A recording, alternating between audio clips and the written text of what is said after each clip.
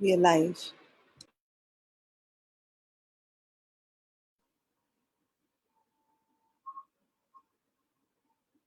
A very good evening, everybody. Thank you for joining us today for this lovely session. Kids, I hope you're ready for a little storytelling by Mukti Auntie. The book is called The Very Glum Life of Tootoolu. I don't know if I pronounced it right. And the weather's turned glum to match it. Stuti has joined us today, and she's a writer, a self-proclaimed home chef and an artist, a dreamer who's from Darjeeling. She's the author of this very fun new book. Please forgive these effects that are happening. It's because of the wonderful weather we have in the NCR right now. We also have Mukti with us. Mukti is our colleague. She's a moderator at Gurgaon Moms. And Mukti is an educator, an editor, and a hobby storyteller.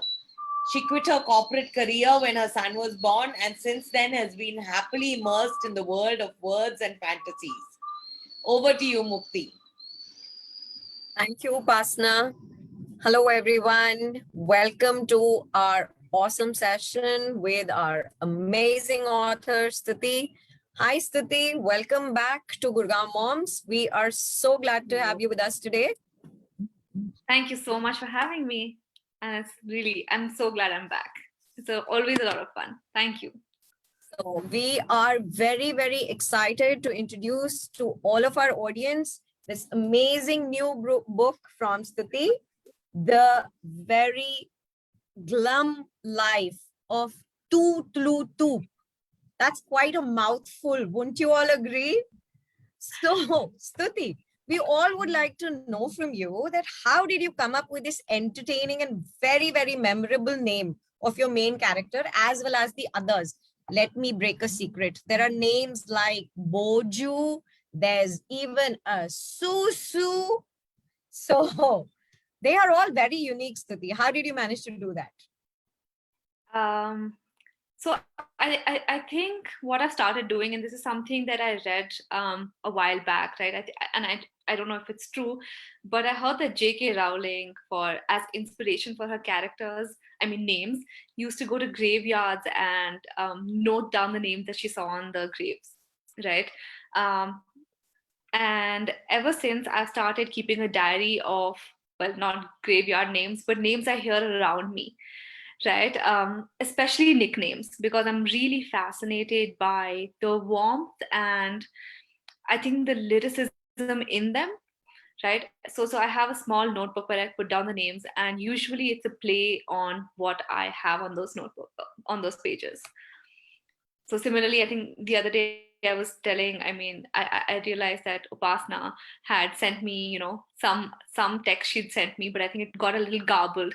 And that sort of became a new name for me. So I've noted that down, hoping to use it again for the next novel, right? But that's how I think these names happen for me. That's wonderful. Wouldn't we all like to have a peek at Stuti's secret book? So, Stuti, do you really believe in magic? Are you a fan of magic? Oh yeah, absolutely. No other way I'd write about it, right? But right from, as a child, even as a child, I remember it was a really strange thing.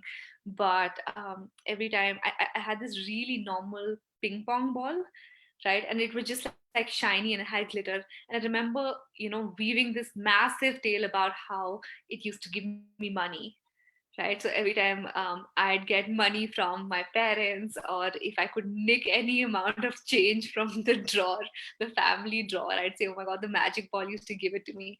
And this was a tale that I weaved not for myself, but for my friends who also believed it. So I think we all believing in magic. And yes, to this date, I think I still very much believe in it. That's great. It's so much more fun, right? Even I'm a big believer of magic, and I believe everything around us happens with magic only. So what are your favorite magical characters? Tough. So many, right? But I remember, and I don't know if this is a book that a lot of people have read, but one of the first magical characters that I read about was this boy called Charlie Bone, right? And this was, I think I was traveling abroad, and that's when I picked up this book. And it was about this boy who could read photographs. Sadly, it's been made into this awful Bollywood movie. But essentially, yeah, essentially, it was this boy who corrected a lot of things because of this gift, right? So that was my foray into magic. But I love Matilda. I think Matilda is one of my favorite characters, magical characters. Gandalf, right? Ursula from Little Mermaid. All of Harry Potter, obviously. Right? I absolutely am still in awe of that universe. Yeah, I think these primarily these characters, I would say. I'm trying to remember more as I go along, but these, yeah. I'm sure most of our audience, especially the children, agree with all of these with you. And I myself am a big Harry Potter and Matilda fan. Matilda is just amazing. She was I so sweet. Okay. Yeah. So while reading the book, this amazing book, children, I came across a lot of onomatopoeia. You want to see, children? You will freak out while you read this book, okay? And it makes the read so lively. You know, in my head, I was just playing all of the onomatopoeia in different tones. It was so much fun. So, was there an intent behind it, or it just happened along the way as you were writing? Yeah, it happened actually. I think my writing overall evolved since the first book, and this being the fifth, right? So this sort of wasn't an intentional thing. It happened very organically for me, just because I realized that there's so much that I often got stuck in trying to describe these sounds, whereas I felt okay, maybe I could write them as as they are, as onomatopoeia instead of sort of way, wondering how to explain it because it'd be so much more fun, right? The textualization has happened, if that's the term, but has happened. Just the layout, the design style has happened more intentionally, right? Just the playfulness is something that we really worked on. I did sort of make it big and small, but just the way beautifully, Rujita has designed it, it's amazing. So just the playfulness also comes from, I think it's a sort of marriage between the words and how they're written, but also how they're set. And I think, yeah, so both intentional and organic, I think. So, we'd all like to know, especially me, since I've read the book. So, is there a little bit of you inside Tootlu too? You know, the happy-go-lucky, large-hearted, very brave girl that she is? No, I think I am more another character, like you said, Keita in the book, right? I identify with him a lot more. I think Tootlu is someone I aspire to be a lot more than I am, right? So I think she's a lot more aspirational, and Keita is probably where I'm at right now. So loyal, right? Someone who does dream, right? These are the characters that I do associate. I mean, characteristics that I do associate with myself a lot more. So, are we looking at a series of adventures coming up with a very fun Tootlu too soon? I hope so. I really hope so. If everyone loves it, I have it already in the works, right? And we leave the book in such a way also because we felt like there was so much that could happen with it, and we already had so much working in our heads. So definitely, I think that's where we are at. We have these ideas written, and if the response is great, we've already It will, started dreaming. believe me, children, audience, you've got to read this. It is fun. So, okay, while I was reading the book, Stuti, I noticed in the very beginning, you dedicated this big book to your nani. So, are there any memories here that you'd like to share with us? Yeah, so I live with my nani, right? I live with my nani in Delhi.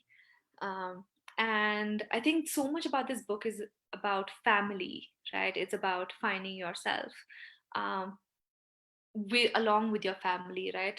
And those are the lessons that my nani has taught me. Whether it is freedom to find yourself, or understanding the value of family. Right, these are all values that have been inculcated by my nani a lot, especially that a lot of my growing years have been spent with her. And I think therefore it felt really right to dedicate it to her. Also because I think Tootlu's grandmom is inspired by my Nani greatly. Therefore, it just felt like, the right dedication. I think I couldn't have imagined dedicating it to anyone else. Nannies are Yeah. special, aren't they, children? They're special for Stuti. They're special for me. I'm sure they're very special for all of you. So, children and mommies watching our live session, we should like to give you a tiny sneak peek into this wonderful world of Tootlu Toop now. So please fasten your seatbelts and get ready for the ride. So before anything else, you need to know that Tootlu belongs to this decades-old tribe called the Unudivaga tribe. Yes, the Unudivaga tribe. And that tribe lives under the mountains of Darjeeling. Yes, you heard correct. Under the mountains of Darjeeling. Why would they live under the mountains? They've created this very special world for themselves under the mountains because years ago, decades ago, centuries ago, they got into a war with the humans. The humans kind of wanted to take away their magical powers, and they were obviously not ready for that. So they dug under the mountains of Darjeeling. They created a 4-story beautiful world inside for themselves. Beautiful, yes, as beautiful as it could get. But of course, under the mountains, it was dark, it was a little damp, it was a little dank, and Tootlu was not really happy, right, Stuti? She wasn't very happy. So what did she decide? She decided that she wanted to enter the Glum world. The Glum world? The human world, our world. And for that, she decided she needed to learn some Glum things. And she decided to read about the human beings. She loved the written word. You know why she couldn't read in her own tribe? Because her tribe had destroyed all the written word because they were scared that the humans are going to steal away their magical secrets. So there was nothing for Tootlu to read in her own tribe. So what she did? She started borrowing some books from the Glum world. She found this little cottage near the hills of her tribe, and she started borrowing some books and reading from them. And how did she read? All right. The wonderful weather is creating a very wizardry atmosphere at my place because the lights have conked off, but we'll go on. It's a good atmosphere, right? Okay. So how did Tootlu read? Like this light has gone, Tootlu has no lights. She read by the bat light. And what is this bat light? A live bat? Oh my God, yes, a live bat with a fire on its tongue. So let's read away. The bat was getting fidgety as I neared the end of Mowgli's brothers. I suppose 4 hours with your mouth open and tongue burning is tiresome.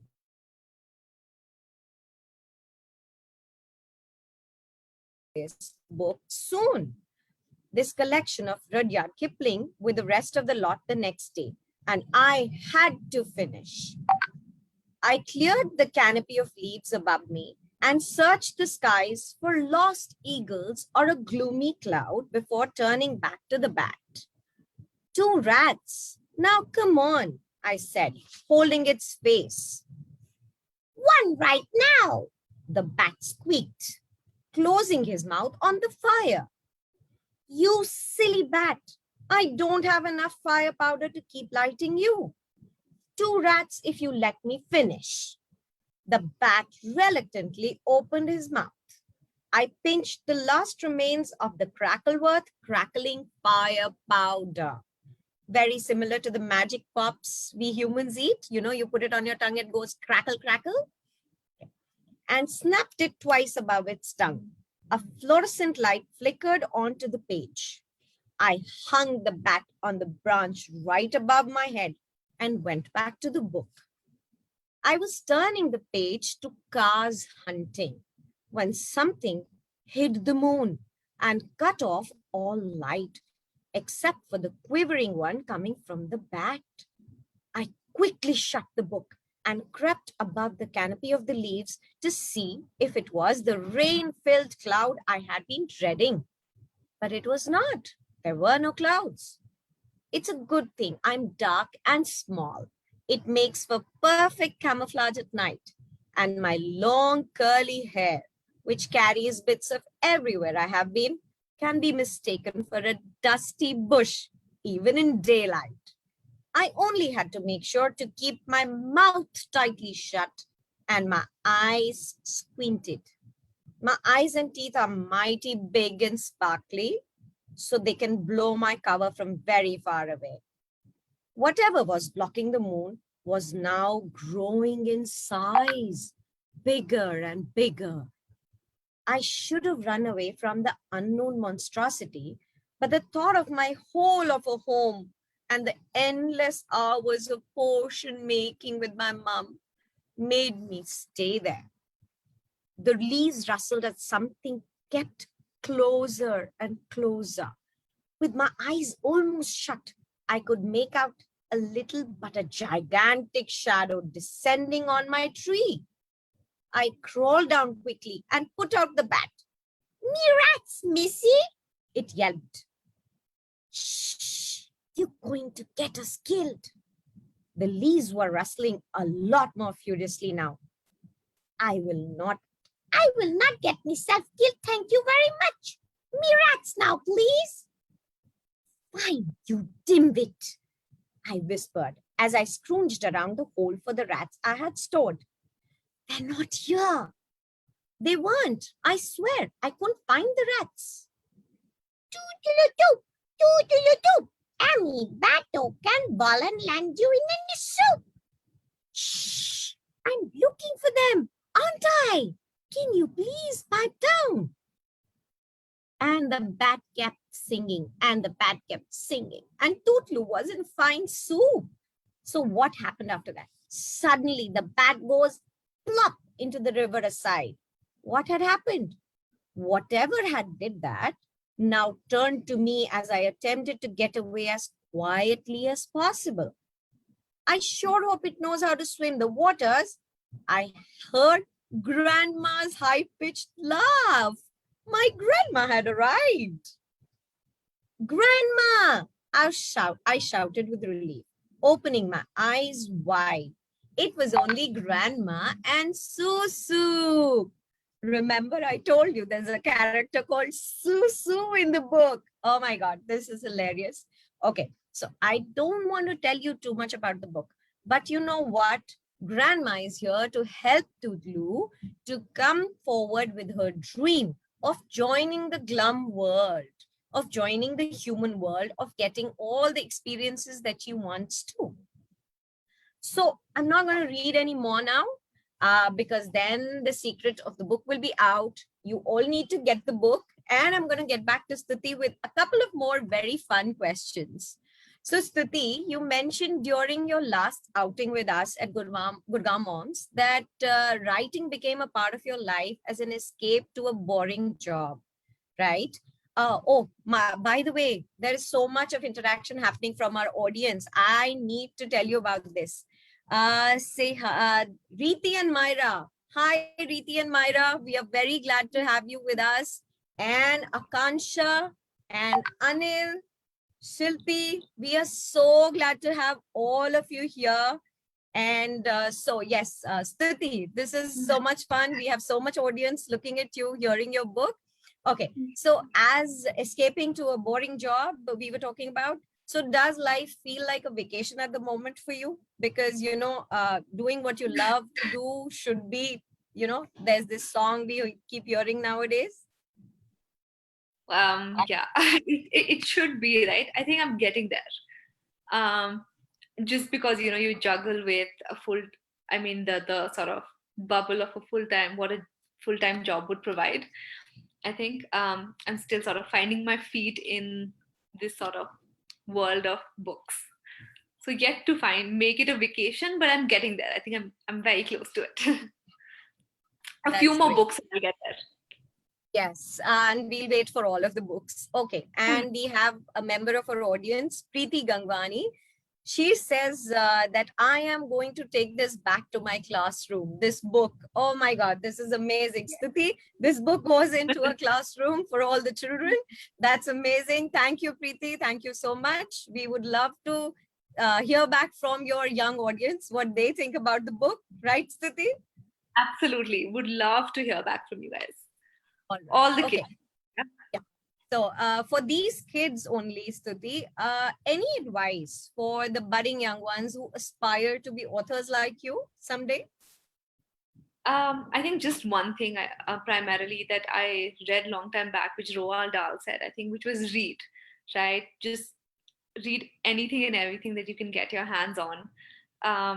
And what I don't even, I mean, often, kids sort of have the pressure of picking up something that will teach them some, a lesson, or they find it difficult to leave a book that they don't really enjoy. For me, I think I'm not really close to any of these options. I think just pick up anything, read as much as you can, read as much as you want to, and you'll build on that habit of reading, right? And from maybe from a paragraph, you'll go to a chapter, to a book, and finishing all the books that you may have left. But I think primarily just reading, because you get so many ideas, right?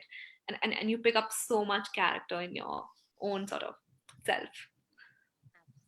So I reading, yeah. completely agree with you, and I also believe that reading is something that really is going to take everybody places. It's like a world of your own making, Right? We are in COVID times; we can't really go outside much, but you pick up a book, and you're traveling already. You're traveling to Darjeeling, the mountains of Darjeeling. You're having fun with so many places. So yes, I think reading. And especially books from Stuti, is going to be a lot of fun. So yes, it's been a wonderful time with all of you. Thank you, audience. Thank you, moms. Thank you, children, for being with us. And Upasna, would you take it from here, please? Yes, sure, Mukti. That was really delightful, Mukti. Thank you so much. We hope all of you enjoyed it. Stay tuned to the Gurgaon Moms Facebook page. We have a very interesting live for this book tomorrow for the LGBTQ community. So go ahead and tune in tomorrow at 5 for this live. And if you have any questions, as always, please ask in the comments box. And thank you to Ranjani and Penguin and Puffin Books for bringing us this live and bringing us such lively authors as Stuti. And thank you so much, Stuti and Mukti, for this session. Stay safe, everybody, and stay at home and have a very good evening. Thank you, Pasna. Thank you, Mukti. Thanks, Stuti. Bye-bye. Bye.